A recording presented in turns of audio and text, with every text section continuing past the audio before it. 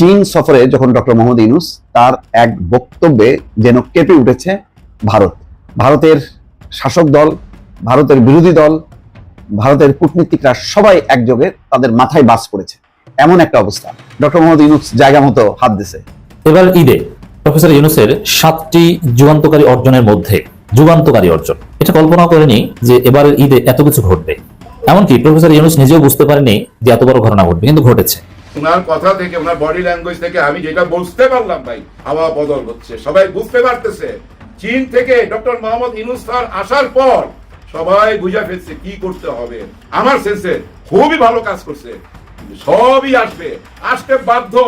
ভারতের সমস্ত ছলা কলা শেষ ভাই, সব পতন হয়ে গেছে, কবর হয়ে গেছে। ডক্টর মোহাম্মদ ইউনূস যে এরকম কথা বলতে পারেন সেটাও মেনে নিতে পারছেন না। এখন তারা আসলে পাগল হয়ে গেছে, এক প্রকার বলতে পারেন যে ভাই পাগল হয়ে গেছে। ডক্টর মোহাম্মদ ইউনূস বাংলাদেশে থাকার কারণে ভারত হয়ে যাবে লন্ডভন্ড, তাদের 7 সিস্টার আলাদা হয়ে যাবে, সেই দুশ্চিন্তা এখন চলছে ভারতের পূর্ব থেকে পশ্চিম পর্যন্ত।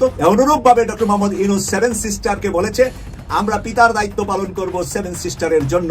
এটার নাম হচ্ছে জিগরা কালিজা। এই মুহূর্তে আপনি আমাকে বলেন যে নাম্বার 1 র্যাঙ্কিং বিশ্ব যাদেরকে সেলুট করতে বাধ্য হয়, বিশ্ব যাদেরকে নিয়ে ভয় পায়। কুত্তার বাচ্চা, are you an informer? Are you an informer of র? তোমার মতো জিল্লুর রহমান ল্যাঙ্গট পড়া কুত্তার বাচ্চা, তুমি কি রয় সদস্য নাকি ডিজিএফআই বেতনভুক্ত? বিনিয়োগ টানার লক্ষ্যে চীনের কাছে প্রস্তাব রেখেছেন, তা এক কথায় বলা যেতে পারে চীনকে। আসসালামু আলাইকুম সম্মানিত দর্শক শ্রোতা, নতুন একটা ভিডিওতে জানাচ্ছি আপনাদের স্বাগত। আমি মাত্র পাওয়া তাজা এবং গরম খবর। ডক্টর মোহাম্মদ ইউনূস এখন হুঙ্কার দিয়ে কথা বলল গণমাধ্যমে, এজন্য বাংলাদেশের জন্য নতুন এক স্বস্তির খবর জানিয়ে দিচ্ছে। আজকের এই ভিডিওটি কিন্তু খুবই গুরুত্বপূর্ণ এবং চাঞ্চল্যকর, আশা রাখবো সম্পূর্ণ দেখবেন, স্কিপ করবেন না। আমি আর বেশি কথা বাড়াবো না, সরাসরি আপনাদের বিস্তারিত ভিডিওতে নিয়ে যাবো। তার আগে আপনাদের কাছে ছোট্ট একটা রিকোয়েস্ট করবো, যারা এরকম ভিডিও দেখতে পছন্দ করেন এই চ্যানেলটি সাবস্ক্রাইব করে পাশে থাকা বেল আইকনটি বাজিয়ে রাখবেন। ইতিমধ্যে যারা সাবস্ক্রাইব করে দিয়েছেন তাদের জানাচ্ছি অসংখ্য ধন্যবাদ। চলুন প্রিয় দর্শক বন্ধুরা, এই ভিডিওতে লাইক করে দিয়ে আমরা বিস্তারিত ভিডিওগুলো মোবাইলের স্ক্রিন থেকে ধারাবাহিকভাবে একের পর এক দেখে আসি।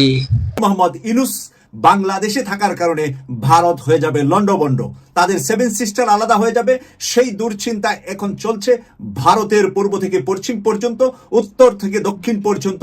ভারত জুড়ে নরেন্দ্র মোদীর পক্ষে বিপক্ষে স্লোগান মুখরিত হচ্ছে রাজনীতিবিদদের মুখে মুখে।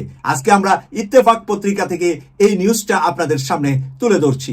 সম্প্রতি চীন সফরে গিয়ে এক বক্তৃতায় ডক্টর মোহাম্মদ ইউনূস ভারতের 7টি উত্তর পূর্বাঞ্চলীয় রাজ্যের 7 সিস্টার স্থল বিশিষ্ট বলে উল্লেখ করে বাংলাদেশকে এ অঞ্চলের সমুদ্রের অবির্ভাবক হিসাবে উল্লেখ করেছেন। তার 7 সিস্টারের সাথে সমুদ্রের কোনো সম্পর্ক নাই, তাই সেই কারণে বাংলাদেশ হলো ভারতের 7 সিস্টারের সমুদ্রের অবির্ভাবক। সেই অবির্ভাবকের দায়িত্ব পালন করলেন ডক্টর মোহাম্মদ ইউনূস। 54 বছর পরে বাংলাদেশের রাষ্ট্র ক্ষমতায় প্রথমবারের মতো ভারতের চোখে চোখ রেখে কথা বলার মতন একজন রাষ্ট্রপ্রধান। এখানে উল্লেখ করেছে ডক্টর মোহাম্মদ ইউনূস সেখানে বলেছিলেন ভারতের পূর্বাঞ্চলে অবস্থিত 7 সিস্টার নামে পরিচিত 7টি রাজ্য সম্পূর্ণরূপে স্থল বেষ্টিত, সমুদ্রের সঙ্গে তাদের যোগাযোগের কোনো উপায় নাই, ফলে আমরাই এই অঞ্চলের জন্য সমুদ্রের একমাত্র অবির্ভাবক। বাংলাদেশের অন্যদের জন্য প্রধান প্রবেশদ্বার হিসাবে কাজ করতে পারে। বাংলাদেশ অন্যদের জন্য প্রধান প্রবেশদ্বার হিসাবে কাজ করতে পারে। অন্যদের বলতে বুঝিয়েছেন উনি 7টা দেশ, 7টা প্রভিন্সকে, ভারতের 7টা প্রদেশকে বুঝিয়েছেন ডক্টর মোহাম্মদ ইউনূস। 7টা দেশ আর বাংলাদেশের সাথে যদি তারা থাকে, তারা যদি আলাদা হয়, তাহলে বাংলাদেশ অবির্ভাবক হিসাবে তাদেরকে পানি ব্যবহারের জন্য বাংলাদেশের সমুদ্র ব্যবহার করে তারা যাতে করে ব্যবসা বাণিজ্য করতে পারেন, বাংলাদেশের বন্দর বাংলাদেশের দক্ষিণে দিয়ে তারা ব্যবহার করতে পারবেন বলে তিনি সেখানে ইঙ্গিত করলেন ভারতের সেই 7 সিস্টারের 7 মুখ্যমন্ত্রীকে।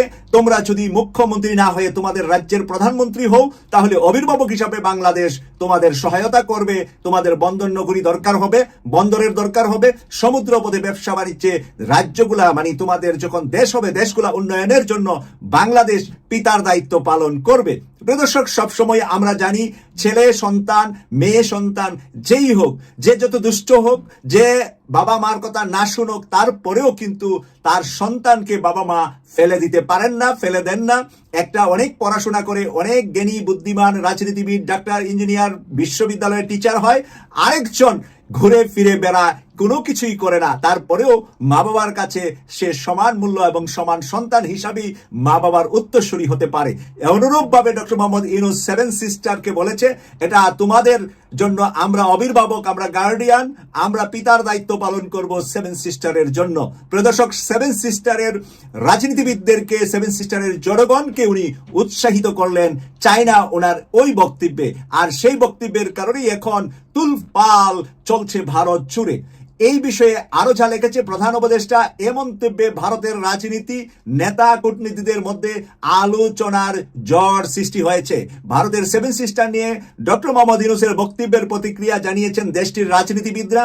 ভারতীয় সংবাদ মাধ্যম এনডিটিভির এক প্রতিবেদনে বলা হয়, বাংলাদেশের অন্তর্বর্তী সরকারের প্রধান উপদেষ্টার বক্তব্যে অত্যন্ত হতাশাজনক এবং নিরাপত্তা চ্যালেঞ্জ বলে মনে করছে ভারতীয় রাজনীতিবিদ ও কূটনীতিকরা।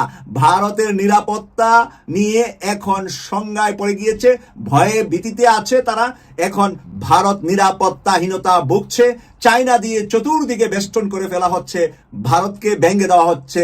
তাদের অনেক রাজ্যকে, সেভেন সিস্টারের পরে শুরু হবে কাশ্মীর, পাঞ্জাব সহ বিভিন্ন অঞ্চল মুক্তির ঘোষণা এট এ টাইম দিবে বলেই মনে করছে বিজ্ঞ বিশ্লেষকরা। এশিয়ার রাজনীতি নিয়ে যারা বিশ্লেষণ করেন তাদের কাছে এটা এখন দিবালোকের মতো সত্য যে ভারত ভেঙে যাবে এবং নতুন নতুন রাজ্যগুলা ভারত থেকে বের হয়ে আসবে। এর মাঝে মেজরিটি রাজ্যই থাকবে চায়না বাংলাদেশের কবলে, এবং এখানে পাকিস্তানের সাথে কাশ্মীরের একটা বিষয় থেকে যাবে, পাঞ্জাবের সাথে পাকিস্তানের একটা বিষয় থেকে যাবে, আর এই অঞ্চলগুলাতে থেকে যাবে চায়না এবং বাংলাদেশের আধিপত্য।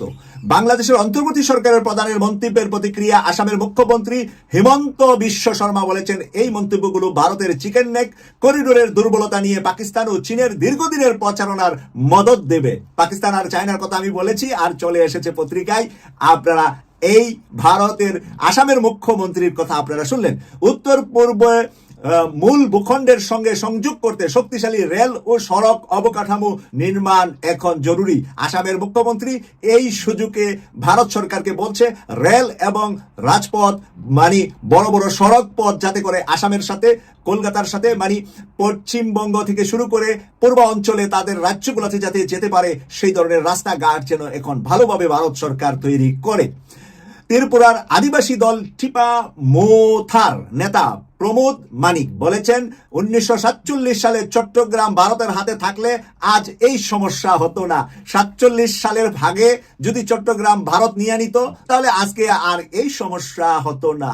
অনেক কিছুই তো আছে। তাহলে 47-এ যদি বাংলাদেশ মানে পাকিস্তানের সাথে না গিয়ে এই সেভেন সিস্টার নিয়ে, কলকাতা নিয়ে, বাংলাদেশ নিয়ে যদি বাংলা রাষ্ট্র হতো, সেই রাষ্ট্রটা শক্তিশালী তৃতীয় রাষ্ট্র হতো ব্রিটিশ থেকে দুইটা রাষ্ট্র হয়েছে, একটা পাকিস্তান, একটা হিন্দুস্তান। কিন্তু বাংলার স্থানকে ভাগ করে নিয়েছে পাকিস্তান আর হিন্দুস্তান। তারা আমাদেরকে কচলিয়ে চিবিয়ে খাবে বলে মনে করে তারা তাদের ভাগে ঢুকিয়েছে। আর সেই ভাগ থেকে এখন বের হয়ে আসবে বাংলা ভাষার সকল রাজ্য, পাশাপাশি কিছু উপজাতীয় রাজ্যগুলা, উপজাতীয় বসবাসকারীরাও বাংলার সাথে যোগ দিবে, যেহেতু তাদেরও মাতৃভাষা হিন্দি বা উর্দু না। তাই প্রিয় দর্শক, এখানেই খেলাটা জমিয়ে ফেলেছেন ডক্টর মোহাম্মদ ইউনূস, আর এই খেলাটার জন্যই বিশ্ববাসী সেলুট করে ডক্টর মোহাম্মদ ইউনূসকে।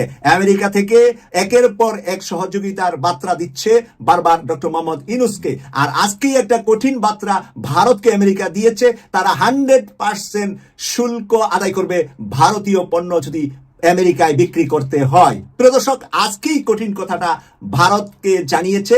আমি এনটিভির একটা নিউজে একটু আগে এই নিউজটা দেখেছি। এবার ঈদে প্রফেসর ইউনূসের 7টি যুগান্তকারী অর্জনের মধ্যে কিছু গুরুত্বপূর্ণ অর্জন নিয়ে বিশ্লেষণ করব। যুগান্তকারী অর্জন, এটা কল্পনা করেনি যে এবারের ঈদে এত কিছু ঘটবে। এমনকি প্রফেসর ইউনূস নিজেও বুঝতে পারেনি যে এত বড় ঘটনা ঘটবে, কিন্তু ঘটেছে। দর্শক, প্রফেসর ইউনূসের এই অর্জনগুলো রিমার্কেবল। এই অর্জনগুলো প্রমাণ করে যে তাকে 5 বছরের জন্য ক্ষমতায় রাখা আমাদের জন্য জরুরি হয়ে পড়েছে। দর্শক, প্রধান উপদেষ্টাকে ঈদের শুভেচ্ছা বার্তা পাঠালেন নরেন্দ্র মোদী। ভারত তো ডক্টর ইউনূসকে একদম টলারেট করতে পারে না, আমি যেটা বলি টলারেট করতে বাধ্য হবে।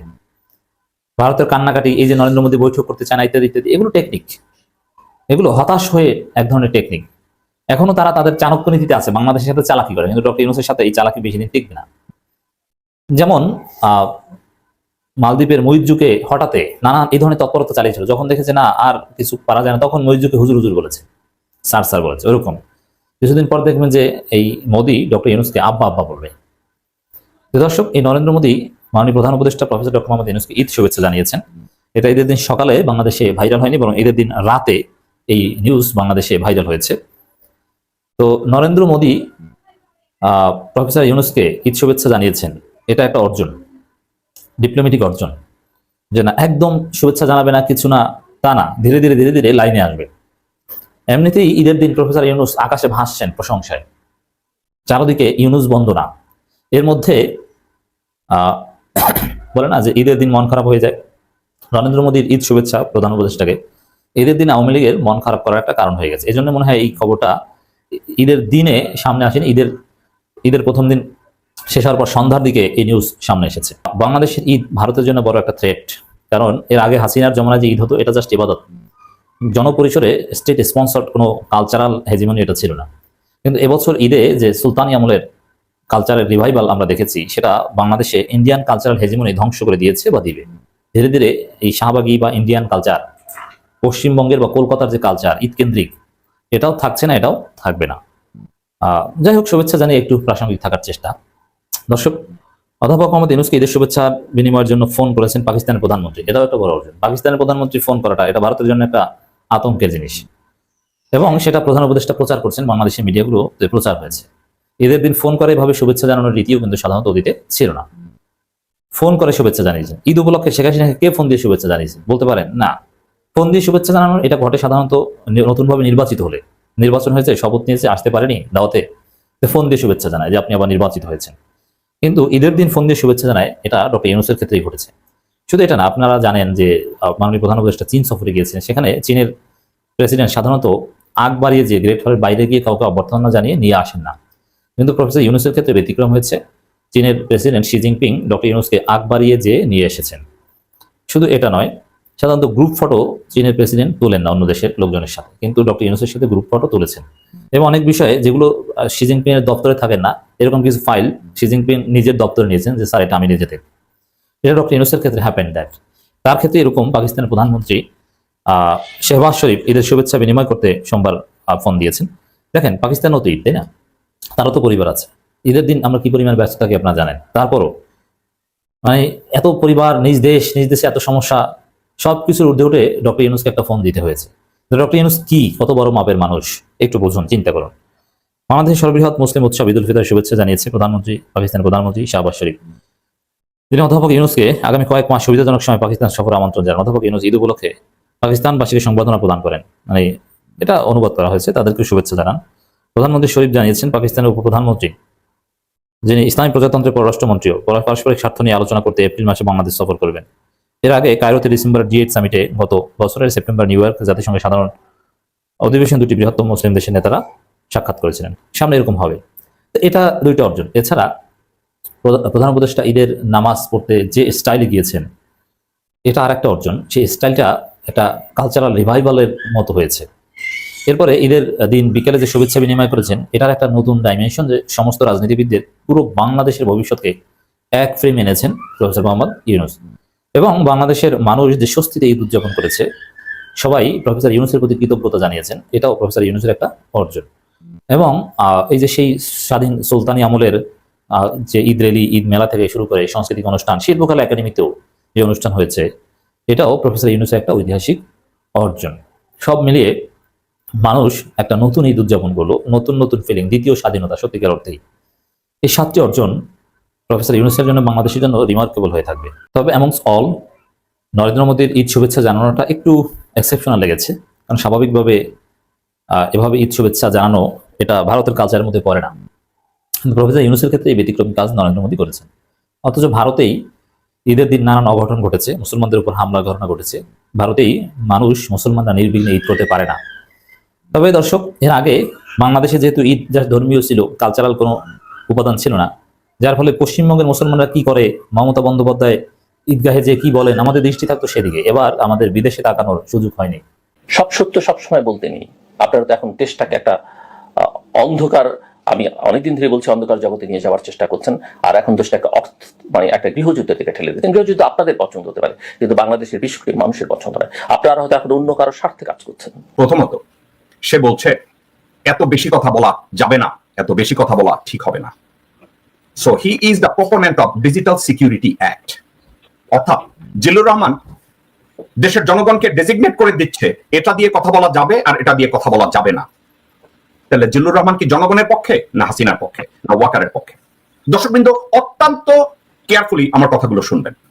জিল্লুর রহমান বলছে আপনারা বেশি কথা বলছেন, অর্থাৎ অনলাইনে আমরা যারা কথা বলি, এবং হাসনাত আব্দুল্লাহ, আসিফ মাহমুদ, আমরা এবং পিনাকি ভট্টাচার্য, ইলিয়াস হোসেন, কনক সরওয়ার, এবং অনলাইনে আমি ওদের মতো তো এত ফেমাস না, আমি সাধারণ একজন মানুষ। আমরা যারা অনলাইনে কথাবার্তা বলি, সে বলছে আমরা অতিরিক্ত করে ফেলছি। এত অতিরিক্ত বলার আমাদের ঠিক না, আমরা বলতে পারি না। এর অর্থ হচ্ছে we have to ওবে the digital security act. এর অর্থ এই জিল্লুর রহমানের মতো লোকজনের কথায় ডিজিটাল সিকিউরিটি অ্যাক্টের মতো আইনটাকে ইম্পোজ করা হয়েছে। এক। দুই, সে বলছে ওয়াকারুজ্জামানকে আমরা সমালোচনা করতে পারি না। Zillur Rahman, Wakeruzzaman is a salaried employee of the Republic. জনগণের ট্যাক্সের পয়সায় জেনারেল ওয়াকারুজ্জামান পয়সা পায়, বেতন পায়, তার রেশন পায়। তো দেশের জনগণের ট্যাক্সের পয়সায় যেই লোক বেতন পায়, যে রিপাবলিকের একটা কর্মচারী, তাকে জনগণ সমালোচনা করতে পারবে না, তো কে সমালোচনা করবে? জিল্লুর রহমান। এক। দুই, থার্ড, আপনি জনগণকে আর্মির মুখোমুখি করে দিতে পারেন না। Zillur Rahman, either you are stupid, uneducated, impragmatic, or an Indian prostitute who is protecting the interest of India. Are you fucking crazy or nuts? General Walker or none of the chief of army staff or 25-30 general is not Bangladesh army. কুত্তার বাচ্চা, 2,27,000 সোলজারের সংগঠন হচ্ছে Bangladesh army. সেখান থেকে 25 থেকে 30 জন ভারতীয় কুত্তা সেনাবাহিনী হয় কি করে? আর জনগণকে আর্মির বিরুদ্ধে খেপিয়ে দেওয়া হচ্ছে। কুত্তার বাচ্চা, তোমাকে কে বলছে? তুমি কি বাংলা জানো, নাকি তুমি একটা অর্গানাইজেশনাল স্কিল সম্পর্কে তোমার লেখাপড়া আছে? তুমি বলছো I am sorry, I am really sorry. You stupid son of a bitch, you better be sorry for your action, you fucking idiot. Why are you sorry for? None of the Bangladeshi citizen asked you to become sorry. Why you are fucking sorry? Because you are singing the song of Indian music. Are you sorry because you are singing the song of General fucking Walker? How dare যে তুমি threat করছো লোকজনদেরকে, যে একটা record থাকবে, media record থাকবে, espionage এজেন্সির কাছে report থাকবে। এই কুত্তার বাচ্চা, are you an informer? Are you an informer of র? তোমার মতো জিল্লুর রহমান ল্যাঙ্গট পড়া কুত্তার বাচ্চা, তুমি কি রয় সদস্য নাকি ডিজিএফআই বেতনভুক্ত? তুমি যদি বলো এত বেশি কথা ভালো না, তুমি জনগণের ভয়েসকে নিয়ন্ত্রণ করতে চাচ্ছ, তুমি তো একটা হিজড়ার মতো গালে একটা বসে থাকো শুয়োর। আমি তো কোথাও তোমাকে দেখি না for the sake of the Republic, for the sake of the country, from the vision of A Patriot. আমি তো কখনো দেখি না দেশ বিরোধী কোনো কথার বিরোধিতা তুমি করছো। তোমার সামনে বসে জিল্লু, তোমার সামনে বসে লোকজন দেশ বিরোধী কথা বলে, তোমাকে প্রতিবাদ করতে দেখি না। জিল্লু, তোমার সামনে লোকজন বাংলাদেশের সংবিধান বিরোধী কথা বলছে, কোনো প্রতিবাদ তুমি করো নাই। তোমার সামনে জিল্লুর ইসলাম বিরোধী কথা বলছে, ইসলামকে ছোট করছে, আমি তোমাকে কখনো প্রতিবাদ করতে দেখি নাই। আজকে কুত্তার বাচ্চা, তুমি ওয়াকারের পুটকিতে যখন ভৈরা সবাই ঝাঁকি দিচ্ছে, তখন তোমার মুখ থেকে কথা বের হইছে, আবার তুমি এই কথা বলার পরে আবার বলো I am sorry, I am really sorry. Motherfucker, you are not sorry, you better be sorry for your action, because your comments, your commentary, your opinion goes. Sheikh Hasina Eid উপহার দিয়েছেন আমাদের। ঈদ মানে আমরা আনন্দ করতে চাই, আমরা বিনোদন চাই। তিনি বিনোদন দিয়েছেন, বিনোদন উপহার দিয়েছেন। তিনি কখনো যখন কথা বলেন তার দলের লোকজনের সাথে, বা কখনো কোনো বক্তৃতা করেন, বা কোনো গ্রুপ কলে কথা বলেন, সেগুলো যখন আমাদের সামনে আসে, আমি পিওর বিনোদন পাই, পিওর বিনোদন পাই। অবশ্যই এই বিনোদনটা পরিকল্পিতভাবে দেওয়া হয়েছে কিনা একটা প্রশ্ন আছে, কারণ প্রায় সব ক্ষেত্রেই এই ধরনের কলগুলো তারা পরিকল্পনা করে রেকর্ড করে ফাঁস করেন, কিন্তু এবার এখানে একটা কন্টেন্ট আছে যেগুলো তারা পরিকল্পনা করেছেন কিনা এই প্রশ্ন আসতে পারে। তবে কেউ না কেউ, ওই মিটিংয়ে থাকা কেউ না কেউ এটা রেকর্ড করে ছেড়ে দিয়েছেন। আপনারা একটু শুনুন উনি কি বলেছেন। শুধু নির্দেশ, আপনার নির্দেশে ইনশাল্লাহ ভোলা থেকে আশা করি আমাদের 20 লক্ষ লোকের কমপক্ষে আমরা 3-4 লক্ষ লোক আমরা ঢাকায় উপস্থিত থাকবো। আপনার যখনই প্রয়োজন আসবে, যখনই ডাক আসবে, আজকে আপনার কথা সবাই শুনবে, সবাই অপেক্ষায় আছে। আপনাকে আবার অনেক অনেক সালাম, অভিনন্দন ও ধন্যবাদ জানিয়ে আজকে আমি বিদায় নিচ্ছি। আওয়ামী লীগ অফিসটা আসলে এত বেশি কথা বলো, আওয়ামী লীগ অফিসটা তো এখনো উদ্ধার করতে পারলো না তোমরা। ওরা যদি 50-100 লোক যেও ধরো, তো তোমাদের কি মেরে কেটে শেষ করে দেবে? তো হাজার লক্ষ লক্ষ লোক কথা বলো, আর এখানে এটা নিয়ে একটা পরিকল্পনা আমরা করছিলাম, কথা বলো।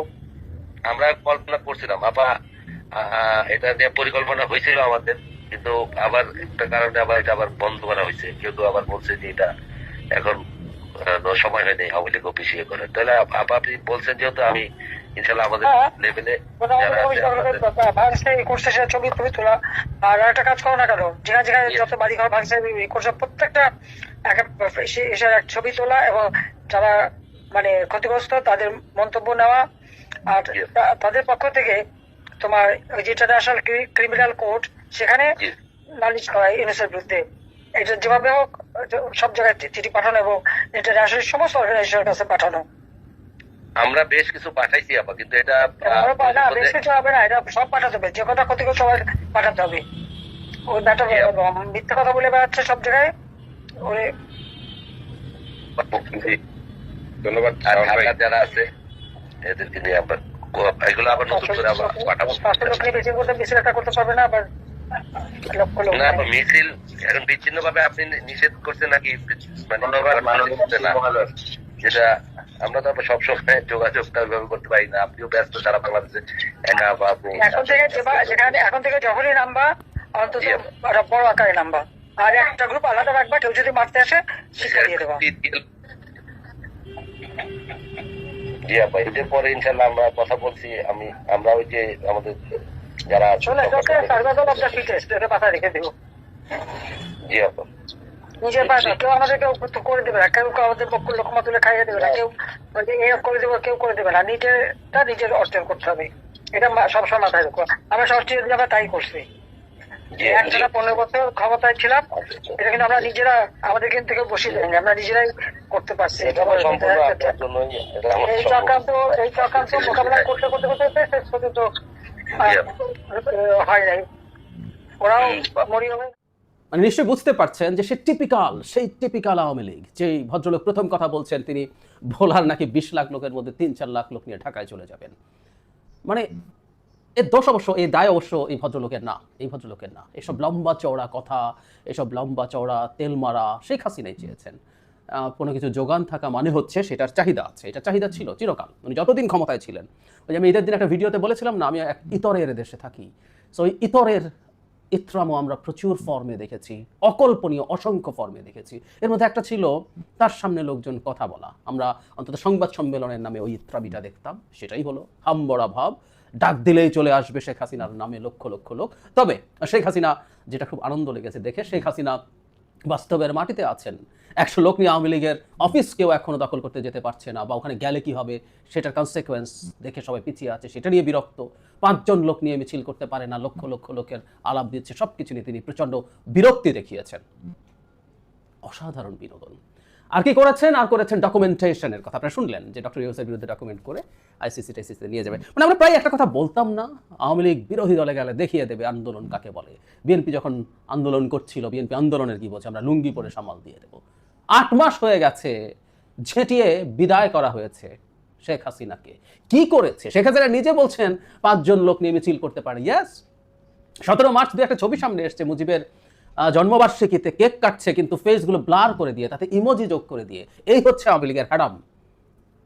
শেখ হাসিনা অবশ্য চাচ্ছেন সবাই মাঠে নামুক এবং মার খাক, এটা উনি চাচ্ছেন। উনি মিছিল করে, এই ভিডিওতে শুনেছেন, উনি মিছিল করে যেতে বলেছেন, আরেকটা দল থাকতে হবে। এর আগে নিশ্চয়ই আমাদের মনে আছে, ট্রাম্পের ছবি নিয়ে যখন মিছিল করতে বলেছিলেন, মিছিল বলেন, যাই হোক, উনি যখন মিছিল করতে বলেছিলেন তখন যেটা হয়েছিল যে একটা দল থাকবে, যখন ঘটনা ঘটবে ছবি তুলবে।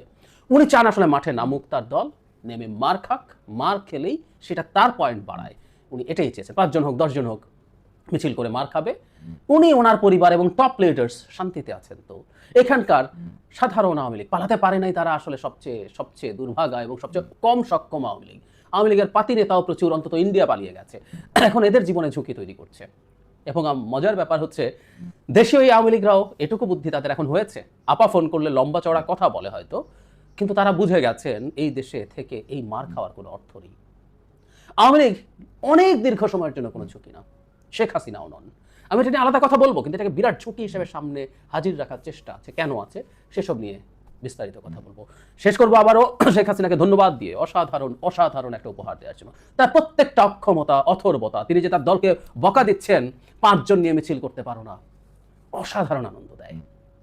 15 বছর ক্ষমতায় থেকেছেন, সেই হামবড়া দেখিয়ে আবার শেষ পর্যন্ত সবাই ডেসপারেট হয়ে গেছে আর পারেননি। এই যে প্রতিটা অক্ষমতা আমাকে আনন্দ দেয়, আমি ভীষণ উপভোগ করি। দেশে থাকতে প্রায় গডের মতো অ্যাটিটিউড করা শেখ হাসিনার একেবারে পথে বসে গেছেন, এটা দেখার চাইতে আনন্দের আসলে আর কিছু হয় না। যখনই আসবে, এটা এই ধরনের কথা আগেও বলেছি, কিন্তু যখনই উপলক্ষ আসবে আমি আবারও বলতে চাই, আমি সেলিব্রেট করতে চাই। প্রিয় দেশবাসী, শুরু থেকে শেষ পর্যন্ত যারা এই ভিডিওটি দেখেছেন সকলকে জানাই অসংখ্য ধন্যবাদ।